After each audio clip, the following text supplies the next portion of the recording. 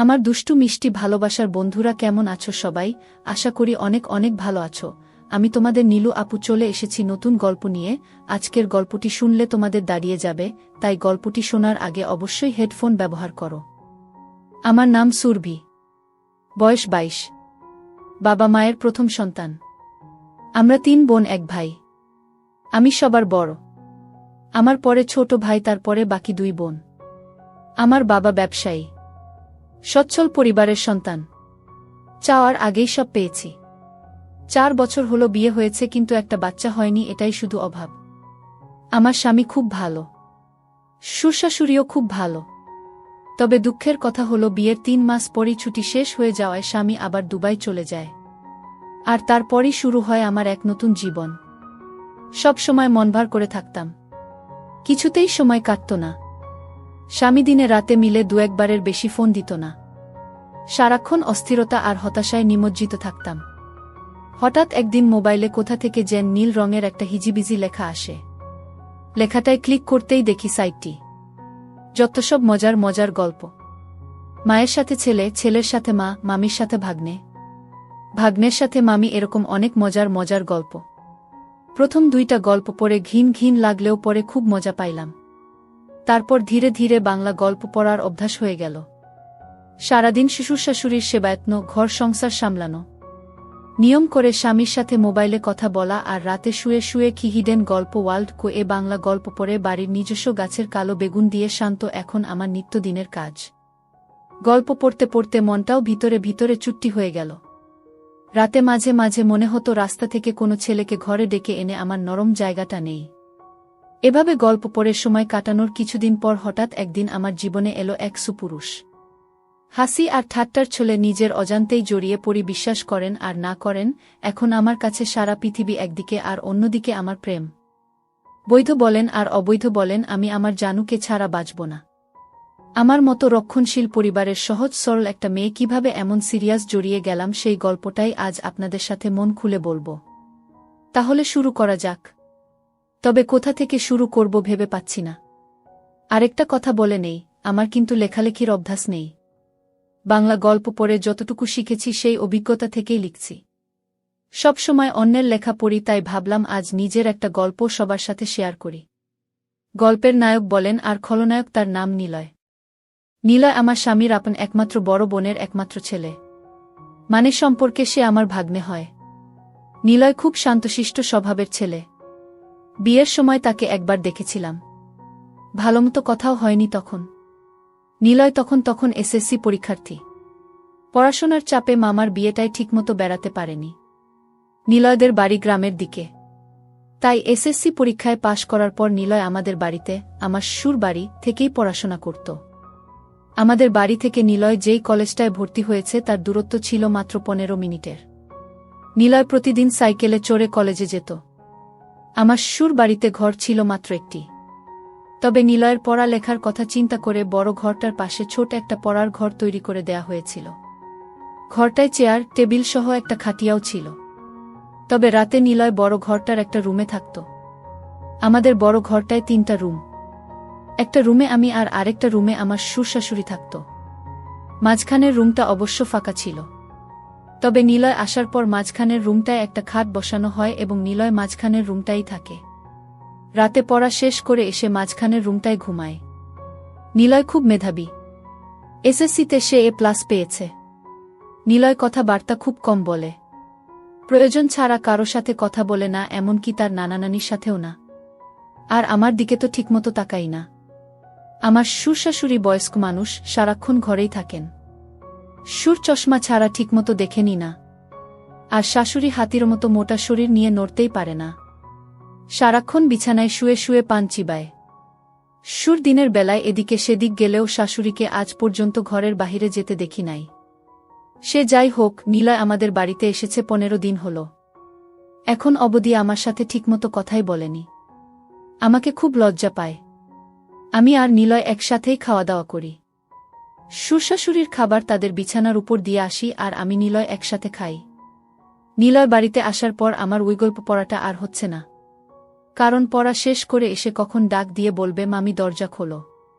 তাই সারাক্ষণ তার অপেক্ষায় থাকতাম। সে খুব পড়ত। রাতে 10টার আগে খেতে আসত না। মাঝে মধ্যে তো 11টা-12টা অবধি পড়ত। আমি প্রায়ই ঘুমিয়ে যেতাম। নিলয় তখন সামনের দরজায় ডাক দিয়ে না পেয়ে ঘরের বাম সাইটের দরজায় এসে ডাকত। অর্থাৎ আমি যেই রুমটায় ঘুমাতাম ঠিক ওই রুমটার বাহিরের দরজার দিকে এসে ডাকত। তখন আমি লাফিয়ে উঠে গিয়ে দরজা খুলতাম। একদিন নিলয় অনেক রাত্র অবধি পড়ল। তা প্রায় রাত 12টা কি 12:30 হবে। আমি তো ঘুমে অস্থির।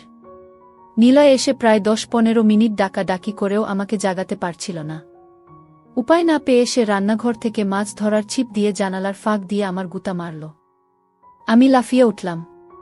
তারপর গিয়ে দরজা খুলে দিলাম। আমি ভাত খাওয়ার জন্য বাসন পরিষ্কার করতে চাইলে নিলয় বলল, নিলয়, মামি, আমি ভাত খাবো না, তুমি শুয়ে পড়ো। আমি, কেন? ভাত খাবে না কেন? ভাত না খেয়ে কেউ রাতে ঘুমায়? নিলয়, না, তোমার চোখে অনেক ঘুম। এমনিতেই তোমাকে রোজ রাত জাগিয়ে কষ্ট দেই, আজ অনেক রাত হয়েছে। এবার তুমি শুয়ে পড়ো, আমি সকালে উঠে খাবো। আমার কোনো সমস্যা নেই। তোমার যতক্ষণ মন চায় পড়ে এসো। মাঝে মধ্যে চোখটা একটু লেগে যায় আর কি। নিলয়, আমার জন্য তুমি শুধু শুধু জেগে থাকবে কেন? কাল থেকে আমি পড়ার ঘরটাই ঘুমাবো, আর নানানানিকে যখন খাবার দাও তখন আমাকেও ডাক দিও, ওই সময় আমিও খেয়ে নেব। সন্ধ্যা রাতে খেয়ে নিলে রাত জেগে পড়তে পড়তে ক্ষুধা লাগবে না? তখন কি খাবে? আর তাছাড়া এত বড় ঘর থাকতে তুমি ওই ঘরে ঘুমাবে কেন? আমি কি কখনো বলেছি তোমার জন্য আমার সমস্যা হচ্ছে? তুমি কি বাহিরের কেউ? তুমি তো আমাদের নিজেদের মানুষ। তোমার জন্য এইটুকু করতে পারবো না? নিলয়, ঠিক আছে মামি। অনেক রাত হয়েছে, এবার ঘুমাও, এই ব্যাপারে সকালে তোমার সাথে আলাপ করব। এটা বলেই নিলয় সোজা তার বিছায় গিয়ে শুয়ে পড়ল। আর আমিও আমার রুমে চলে আসলাম। তবে আর যাই হোক, আজ প্রথম নিলয় আমার সাথে এত কথা বলেছে, কিন্তু একবারও আমার চোখের দিকে তাকায়নি। এখন সকাল 8টা। নিলয় এখনো ঘুম থেকে ওঠেনি। কাল অনেক রাতে ঘুমিয়েছে, তাই একটু বেশি ঘুমাচ্ছে। এমনিতে প্রতিদিন সকাল 7টার সময় ঘুম থেকে উঠে উঠোনে হাঁটাহাঁটি করে। নিলয়কে কখনো সকালে পড়তে দেখিনি। নিলয়কে ডাক দিতে হবে, কারণ 10টায় ক্লাস আছে। তাই নিলয়কে ডাক দিলাম। নিলয়, ওঠো, 8টা বাজে, কলেজে যাবে না? নিলয়, কয়টা বাজে? 8টা। 8টা বাজে বলতেই লাফিয়ে উঠল। তারপর গোসল করতে গেল। মিনিট 10-এর মধ্যে গোসল শেষ করে নাস্তা খেয়ে সোজা কলেজে চলে গেল। এরপর ঠিক 2টার সময় কলেজের ক্লাস শেষ করে বাসায় ফিরল। মাঝে মধ্যে অবশ্য 12টা-1টার দিকেও চলে আসে। পড়ার ঘরে বই খাতা রেখে গোসলখানায় হাত মুখ ধৌত করতে গেল। এদিকে আমি খাবার নিয়ে বসে আছি। নিলয় ঘরে আসলো। তারপর আমার দুজনে একসাথে দুপুরের খাবার খাইলাম। খাবার খাওয়ার সময় কোনো কথা হলো না। শুধু জিজ্ঞেস করেছিলাম কলেজে ঠিকমতো ক্লাস হয় কিনা। বাচ্চা ছেলের মতো মাথা নেড়ে শুধু বলেছিল হ্যাঁ, শুধু এইটুকুই। খাবার খেয়ে নিলয় তার পড়ার ঘরে গিয়ে শুয়ে রইল। নিলয় অবশ্য দিনের বেলা ওই ঘরটায় ঘুমায়। সন্ধ্যা হয়ে গেল। নিলয় ঘুম থেকে উঠছে না। আমি পড়ার ঘরটায় গিয়ে নিলয়কে ডাক দিলাম। আমার ডাক শুনে ঘুম থেকে উঠে বিছানায় বসল। আমার দিকে তাকিয়ে বলল, নিলয়, কি হয়েছে? ডাকছ কেন? না, কিছু না। সন্ধ্যা হয়ে গেল, তুমি এখনো ঘুমাচ্ছ, পড়তে বসবে না? নিলয়, সন্ধ্যা হয়ে গেছে নাকি? দেখি কয়টা বাজে। নিলয় পড়ার টেবিলে রাখা তার হাতঘড়িটায় টাইম দেখে গোসলখানায় হাত মুখ ধৌত করার জন্য চলে গেল। আমি তার পড়ার ঘরটাই বসে রইলাম। হাত মুখ ধৌত করে নিলয় পড়ার ঘরে আসলো। আমার দিকে তাকিয়ে বলল, নিলয়, তুমি এখনো এখানে কি করো? রান্নার কাজ শেষ? সেই কখন। কেন, ক্ষুধা লাগছে নাকি? নিলয়, আরে না, কি যে বলো, এই সন্ধ্যার সময় ক্ষুধা লাগে নাকি? তবে চা হলে ভালো হতো। চা পাতা মনে হয় ঘরে নেই। কাল থেকে তোমাকে চা করে দেব, ঠিক আছে? নিলয়, ঠিক আছে। এখন যাও, আমি পড়তে বসব। আচ্ছা বাবা, তুমি মনোযোগ দিয়ে পড়ো, আমি গেলাম। আমাদের বড় ঘরটায় চলে আসলাম। ঘণ্টা 2 পরে শ্বশুরশাশুড়িকে রাতের খাবার দিলাম। শ্বশুরশাশুড়ি খাচ্ছে। আমি পাশেই বসে আছি। হঠাৎ শ্বশুর বলল, বৌমা, নিলয় ঠিকমতো পড়ালেখা করে তো? তুমি একটু খেয়াল রেখো। বাবা আপনি কোনো চিন্তা করবেন না, নিলয় খুব ভালো ছেলে, তাকে পড়ার জন্য বলতে হয় না। সে নিজেই নিজের পড়া শেষ করে নেয়। তা জানি, কিন্তু তারপরেও আমাদের দায়িত্ব আছে না? নিলয়কে নিয়ে আপনাদের কোনো চিন্তা করতে হবে না, আমি সারাক্ষণই তার সাথে সাথে আছি। আর বাবা কাল সকালে নিলয়ের জন্য দোকান থেকে চা পাতা নিয়ে আসবেন। নিলয় আজ সন্ধ্যার সময় চা চেয়েছিল, আমি বলছি কাল থেকে দেব। শাশুড়ি, তাদের বাড়িতে সবাই চা খাওয়ার অভ্যাস। আমিও একবার তোমাকে বলবো বলবো বলেও ভুলে গেছি। তোমার শ্বশুরের আনার দরকার নেই। বাজার সদাই যা লাগে এখন থেকে নিলয়কে দিয়েই নিয়ে আসবে। নিলয়কে সকালে আমি বলে দেব। আর বৌমা, সকালে নাস্তা করার সময় আমাকে মনে করিয়ে দিও, আমি নিলয়ের সাথে কথা বলবো। ঠিক আছে মা। আমি তাদের খাওয়া শেষ হওয়া অবধি বসে রইলাম। খাওয়া শেষে বাসনপত্র গুছিয়ে আমার রুমে গিয়ে মোবাইলে বাড়িতে মায়ের সাথে কথা বললাম। কথা বলতে বলতে রাত প্রায় 10টা হয়ে গেল। এবার দেখি নিলয় কি করছে। আমি দরজা খুলে নিলয়ের পড়ার ঘরের কাছে গেলাম। ঘরের কাছে যেতেই নিলয়ের পড়ার শব্দ পাইলাম। পড়ার শব্দ পেয়ে আমি আর ঘরে ঢুকলাম না, কারণ নিলয় রাগ করতে পারে। তাই বড় ঘরে চলে আসলাম। রাত প্রায় 11টার উপরে, কিন্তু নিলয় এখনো ঘরে আসছে না। আমি একা একা জেগে আছি। পড়ার ঘরে যে যাব সেটারও সাহস পাচ্ছি না, কারণ আমি রাতের বেলা অন্ধকারে ভয় পাই। তাই বাহিরে না গিয়ে সামনের জানালা খুলে বসে রইলাম। অপেক্ষার পর অপেক্ষা, কিন্তু নিলয় ঘরে আসছে না। পড়ার ঘরে না হয় ঘুমাবে, কিন্তু খেতে আসবে তো? আমার কিচ্ছু ভাল লাগছে না। কি করব ভেবে পাচ্ছি না। সুরকে ডাকবো নাকি ডাকবো না তাও বুঝতে পারছি না। এভাবে অপেক্ষা করতে করতে রাত প্রায় 12:30 বেজে গেল। এরপর আমি অপেক্ষা করতে করতে কখন যেন ঘুমিয়ে গেলাম। সকালে ঘুম থেকে উঠে শাশুড়িকে জিজ্ঞেস করলাম, মা নিলয় ঘরে আসে নাই? শাশুড়ি, না, কেন, কি হয়েছে বৌমা? না কিছু না মা, নিলয় কাল রাতে বড় ঘরে আসে নাই। পড়ার ঘরেই ঘুমাইছে। আমি অনেক রাত্র পর্যন্ত অপেক্ষা করে কখন যে ঘুমিয়ে পড়েছি নিজেও জানি না। শাশুড়ি, কি বলো বৌমা? নিলয় পড়ার ঘরে ঘুমাবে কেন? এই ঘরে কি তার সমস্যা হয়? কি জানি মা, আমি তো সারাক্ষণই তার খেয়াল রাখি। আমার মনে হয় নিলয় আমাকে লজ্জা পায়। আচ্ছা মা, আমাকে লজ্জা পাওয়ার কি আছে? আমি তো ওর মার মতোই, তাই না? শাশুড়ি, নিলয়কে ডাকো। সে তোমাকে লজ্জা পাবে কেন? তুমি তো তাকে অনেক খাতির যত্ন করছো, সেটা তো আমি নিজেই দেখছি। তাহলে সে এমন করবে কেন? এটা তো ঠিক না। সে এখানে লেখাপড়া করবে, যখন যা লাগবে তোমাকে বলবে, তুমি না দিলে আমাদের বলবে। আর তুমি তো আমার লক্ষ্মী বৌমা, কত সুন্দর করে সংসারের সব দায়িত্ব নিজের কাঁধে নিয়েছ। কই নিলয়, কই, ডাকো তাকে। ঠিক আছে মা, আপনি চিন্তা করবেন না। কয়দিন গেলে এমনিতেই লজ্জা চলে যাবে। দেখি নিলয় কি করছে। এখনো ঘুম থেকে কেন উঠছে না? 8টার উপরে বাজে। কলেজের সময় হয়ে যাচ্ছে না? আমি শাশুড়ির সাথে কথা বলে নিলয়ের পড়ার ঘরে গেলাম। এখনো দরজা বন্ধ। তার মানে নিলয়ের ঘুম ভাঙ্গেনি। আমি দরজায় টোকা মেরে নিলয় নিলয় বলে ডাকতে লাগলাম। নিলয়ের কোনো সাড়া শব্দ নেই। অনেকক্ষণ ধরে ডাকছি, কিন্তু তার কোনো হুঁশই নেই। ঘরটায় আবার কোন জানালাও নেই যে তাকে জানালার পাশে গিয়ে ডাকি। পুরো ঘরটায় একটাই দরজা। যাই হোক, এবার জোরে জোরে দরজায় থাপ্পড় মারতে থাকলাম। প্রায় 15-20 মিনিট ডাকা ডাকির পর নিলয় দরজা খুলল। দরজা খুলেই আবার বিছানায় গিয়ে শুয়ে পড়ল। আমি বুঝতে পারলাম না ঘুমে কাতরাচ্ছে নাকি অসুস্থ হয়ে পড়ল। আমি ঘরে ঢুকে তার মাথায় হাত দিলাম। হাত দিতেই দেখি শরীরে প্রচণ্ড জ্বর। শরীরটা যেন পুড়ে যাচ্ছে। আমি ভয় পেয়ে গেলাম। দৌড়ে বড় ঘরে এসে শাশুড়িকে বললাম। শাশুড়ি তো আবার সুন্দরবনের হাতি, চলাফেরা করতে পারে না। তাই আমাকে বলল, বৌমা, নিলয়ের শরীরটা ভিজা কাপড় দিয়ে মুছে দাও আর কপালে জলপট্টি দাও। আমি শাশুড়ির কথামতো বালতিতে পানি নিয়ে নিলয়ের শরীর থেকে কাঁথা সরিয়ে তার সারা শরীর ভিজা কাপড় দিয়ে মুছে দিলাম। তারপর কপালে জলপট্টি দিলাম। প্রায় ঘণ্টাখানি তার পাশে বসে রইলাম। এরপর আস্তে আস্তে নিলয় চোখ খুলতে লাগল। আমি তাকে ধরে উঠে বসালাম। বসানোর পর নিলয় আমাকে বলল, মামি, রাতে যখন জ্বর অনুভব করি তখন সাথে সাথে গিয়ে তোমাকে ডাক দিয়েছিলাম, কিন্তু তুমি গিয়েছিলে, তাই তোমাকে আর বেশি ডাকাডাকি করিনি। আমি বললাম, এটা কোনো কথা হলো নিলয়? তুমি অসুস্থ, একা একা এই ঘরে কেন ঘুমালে? আমার জানালায় জোরে থাপ্পড় মারতে, নয়তো বাম দিকের দরজাটায় জোরে একটা লাথিই মারতে। এভাবে একা একা কষ্ট করার কোনো মানে হয়? এভাবে 10 মিনিট কথা বলার পর নিলয় উঠে দাঁড়াল। তারপর খাট থেকে নেমে সোজা গোসলখানায় গেল। গোসলাখানা থেকে হাত মুখ ধৌত করে বড় ঘরে গেল। নিলয়কে বড় ঘরে যেতে দেখে আমিও বড় ঘরে চলে গেলাম। বড় ঘরে এসে তাকে নাস্তা দিলাম। নাস্তা করতে করতে তার শরীরের জ্বর কিছুটা কমে গেল।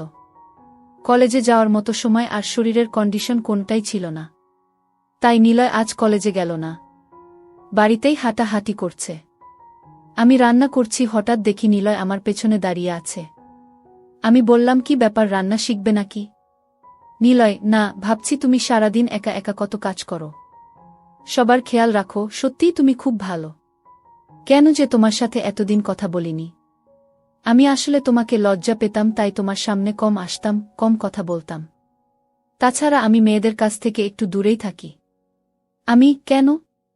মেয়েদের কাছ থেকে দূরে কেন? মেয়েরা কি বাঘনা ভাল্লুক? নিলয়, আরে না, তুমিও দেখছি কলেজের মেয়েদের মতো কথা বলো। আমি কলেজে আবার মেয়ে বন্ধু নাই তো?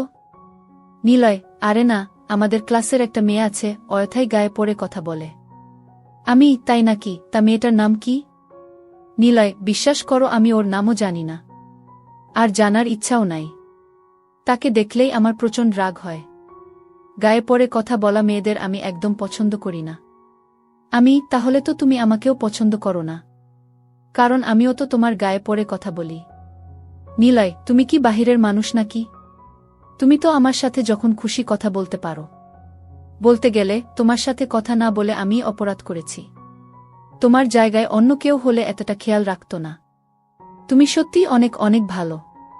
আমি, হয়েছে, আর হাওয়া দিতে হবে না। এবার যাও, আমার মোবাইলটা দিয়ে তোমার মাকে একটা ফোন দাও। তোমার অসুখের খবর জেনে গেছে। নিলয়, মাকে আবার জানালে কেন? আমি বলিনি, তোমার নানি বলেছে। নিলয়, নানি? এই নানিকে নিয়ে আর পারলাম না, সব কিছুতেই বাড়াবাড়ি করে। নিলয় আমার রুমে চলে গেল। আমি রান্না শেষ করে গোসলখানায় গেলাম। গোসল শেষ করে শ্বশুরশাশুড়িকে দুপুরের খাবার দিয়ে আমি আর নিলয় একসাথে খাবার খাইলাম। দুপুরের খাবার শেষ করে নিলয় পড়ার ঘরে চলে গেল। আমি বাসনপত্র গুছিয়ে দেখি সে বড় ঘরে নেই। আমি নিলয়ের পড়ার ঘরে গিয়ে নিলয়কে ডাক দিয়ে বললাম, এই ঘরে ঘুমানোর দরকার নেই, বড় ঘরে আসো। আবার শরীর খারাপ করলে উঠে দাঁড়াতে পারবে না। নিলয় তখন আমার কথা আর অমান্য করল না। আমার পেছন পেছন বড় ঘরে এসে মাঝখানের রুমটার খাটে বসে রইল। আমি তাকে বললাম, নিলয়, মাঝের রুমে ঘুমাতে অসুবিধা হলে তুমি আমার রুমে গিয়ে ঘুমাও। আমি দুপুরে বেশি ঘুমাই না, তুমি যাও আমার রুমে গিয়ে ঘুমাও। আসলে মাঝের রুমটা একটু খোলা মেলা তো, তাই নিলয় এখানে ঘুমাতে স্বাচ্ছন্দ্য বোধ করে না। তারপর নিলয় আমার কথামতো আমার রুমটায় গিয়ে শুয়ে পড়ল। এদিকে শাশুড়ি ডাকছে পান খাবে, চুনের কৌটা খুঁজে পাচ্ছে না। চুনের কৌটা দিতেই শাশুড়ি জিজ্ঞেস করল, নিলয় কোথায়? আমি বললাম, মা, নিলয় আমার রুমে ঘুমাচ্ছে, পড়ার ঘরে গিয়ে শুইছিল, আমিই নিয়ে এসেছি।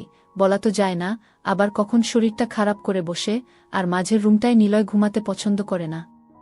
এজন্য আমিই বলেছি আমার রুমে গিয়ে ঘুমাতে। শাশুড়ি, ভালোই করেছ, মাঝের রুমটা আসলে থাকার উপযুক্ত না। দেখো, নিলয়কে বলো এখন থেকে তোমার সাথেই ঘুমাতে। রাতে পড়া শেষ করে তোমার সাথেই ঘুমাবে। তুমি তো আর তাকে কম যত্ন করছো না, তোমার কথা না শুনে পারবে না। আমি, মনে হয় না আমার সাথে ঘুমাবে। তবে আজ আমার সাথে অনেক কথা বলেছে, এতদিন তো শর্মে কথাই বলেনি। আজ মামির সাথে খুব কথা বলেছে। শাশুড়ি, বলেছিলাম না, কয়েকদিন গেলে ঠিক হয়ে যাবে। আর তুমি যেই খাতির যত্ন করছো ওর মা চেয়ে কম না। আমি, কি বলেন মা, নিলয় তো আমাদের ছেলের মতোই। তাছাড়া নিলয়ের মামা নিলয়কে অনেক ভালোবাসে, প্রতিদিনই ফোনে নিলয়ের খোঁজ খবর নেয়। নিলয়কে কি আমি যত্ন না করে পারি? শাশুড়ি, না রে মা, তোর মতো বউ পাওয়া ভাগ্যের ব্যাপার। এই বলে শাশুড়ি প্রায় কেঁদে দিল। আমি চলে আসলাম আমার রুমে।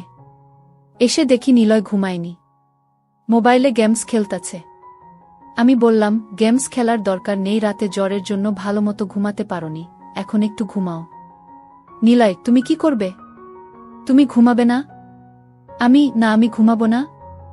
আর ঘুমালেও সমস্যা নেই, খাট তো আর ছোট না, তোমার পেছনে শুয়ে পড়ব। নিলয়, কি বলো? আমি কারো সাথে ঘুমাই না। আমি একা একা ঘুমাতেই পছন্দ করি। তাছাড়া আমার ঘুমের স্টাইল ভালো না, ঘুমের মধ্যে হাত পা কখন কোথায় যায় নিজেও জানি না। আমি হেসে বললাম, হাত পা আর কোথায় যাবে? এই রুম ছেড়ে তো আর যাবে না। নিলয়, তুমি তো দারুণ কথা জানো। হাসতে হাসতে, তুমি খুব মজার মানুষ। তোমার মনটা অনেক ভালো। আমি এত ভালো ভালো বলা লাগবে না, এবার ঘুমানোর চেষ্টা করো। তোমার অমত থাকলে আমি মাঝের রুমে গিয়ে ঘুমাই। নিলয়, না না, সমস্যা নেই। আমার চোখে এত ঘুম নেই এখন। তুমি সারাক্ষণ কাজকর্ম করো, তোমার এখন একটু বিশ্রাম দরকার। তুমি ঘুমাও, আমি সাইলেন্স মুডে তোমার মোবাইলটায় একটু গেমস খেলি। আচ্ছা তুমি গেমস খেলো, আমি ঘণ্টাখানি ঘুমাই। এই বলে আমি ঘুমিয়ে পড়লাম। ঘুম থেকে উঠে দেখি নিলয় নেই। ঘরের বাহিরে গিয়ে দেখি উঠানে হাঁটতাছে। সন্ধ্যাও ঘনিয়ে আসছে। এর মধ্যে আমি রান্না ঘরে গিয়ে নিলয়ের জন্য নুডলস বানালাম। নিলয় নুডলস দেখে খুব খুশি। তারপর নুডলস খেয়ে পড়ার ঘরে গিয়ে পড়তে বসল। ঘণ্টাখানি পড়ার পর আমি গিয়ে তাকে নিয়ে আসলাম। বললাম, আজ আর এত পড়ার দরকার নেই। শরীর ভাল হলে কাল থেকে আবার পড়া শুরু করবা। নিলয় আমার সাথে বড় ঘরে চলে আসলো। রাতের খাবার খেয়ে উঠার আগেই শাশুড়ি নিলয়কে ডাকল। নিলয়, নিলয়, নিলয়, আসছি নানি।